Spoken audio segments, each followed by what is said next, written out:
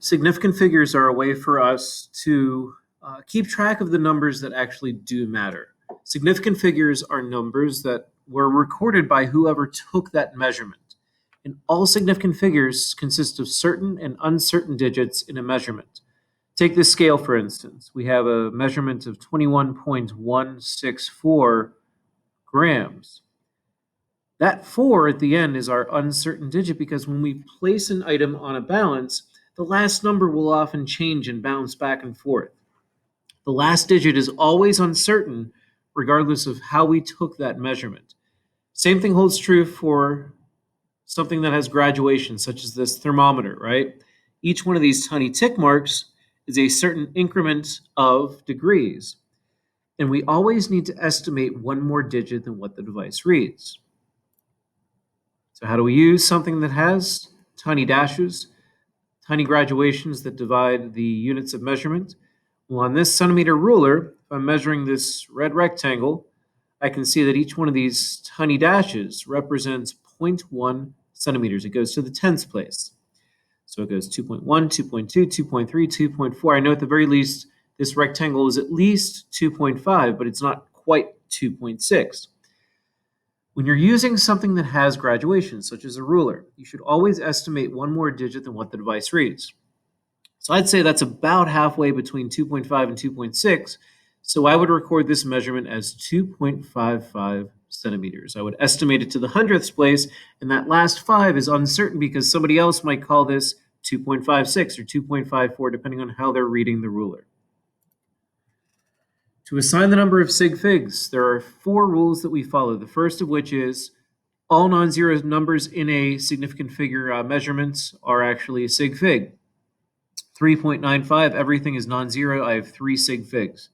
66 kilometers, 2 sig figs because a 6 and a 6 are not a 0. However, in 110 grams, this 0 is just a placeholder. It was rounded.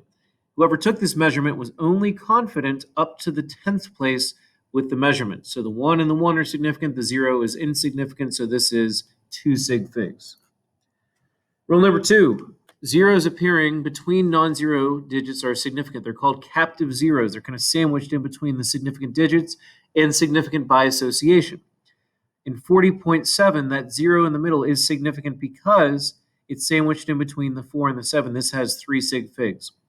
87.9, even though I have 2 zeros, it doesn't matter how many I have, it's between the 7 and the 9. All of these are 5 sig figs, so every digit is significant. However, in this last measurement, the 0 at the beginning is a placeholder. Okay? It just simply means it's holding the place of the 1's place, even though there's nothing there. So that 0 is just kind of floating in front of the number. It's insignificant. The 1 and the 1 are, but the 0 in the middle is sandwiched between them, so that's 3 sig figs. Rule number 3, zeros at the end of a measurement, the right side of the number, are significant only if you see a decimal or a dot somewhere in the number. 85.00, whoever took this measurement was so confident in the hundredths place that they intentionally placed a 0 there to indicate the accuracy of their measurement. Zeros that are at the end of the number can only be significant if there's a decimal, so this would actually have 4 sig figs. This second number, however, would only have 2. And the reason why I would only have 2 is because these zeros at the front are leading zeros. They're only placeholders. They don't carry any significance towards the measurement, so this would be only 2 sig figs. These zeros, however, are at the end of the number. There's a dot at the end of the number, so 2,000 meters, 4 sig figs. The last very important detail about numbers with scientific notation is any number that is not expressed as a power of 10 is automatically a sig fig, and that's why we intentionally put these numbers like 3.0 in front of the power of 10, because we're saying that we know the speed of light to 2 significant digits, 1, 2. Planck's constant, 6.626 times 10 to the negative 34th. This value of power of 10 has no bearing on the number of sig figs, so 1, 2, 3, 4 sig figs in that measurement. So we'll do some practice here. We're going to go through each one of these and identify the number of sig figs. So for instance, for this first measurement, 20.6, all non-zero numbers, 3 sig figs. This second measurement, 3,440, there's a dot at the end. And that dot makes the 0 at the end of the number significant, so this has 4 sig figs. This next measurement has a 0 at the end, but I don't see a dot anywhere, so therefore the 9 and the 1 are significant. That's 2 sig figs. 0.04604. These two zeros that are leading zeros are insignificant. They're just placeholders. It doesn't matter that this 0 is after the dot. Any zeros that appear at the beginning of the number are insignificant. 4, the 6, the capital 0, and the 4 sig figs.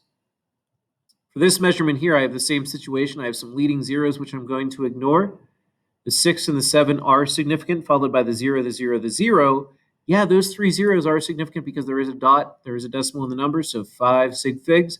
And this last number has 7 sig figs because I have the 1, the capital 0, and all of these zeros at the end of the number with the dot, 7 sig figs.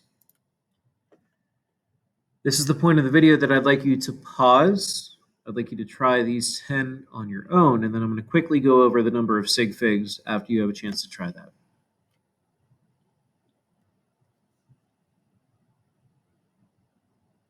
Starting with this first measurement, 640, that's 2 sig figs. 200 with a dot, 4 sig figs. 0.5200, 4 sig figs. 1.005, 4 sig figs. 10,000 is one significant figure. 20.900 is 5 sig figs. 0.00000056 is only 2 sig figs. 0.04002 is 4 sig figs. 790,001, 6 sig figs. And 665.000 is 6 sig figs.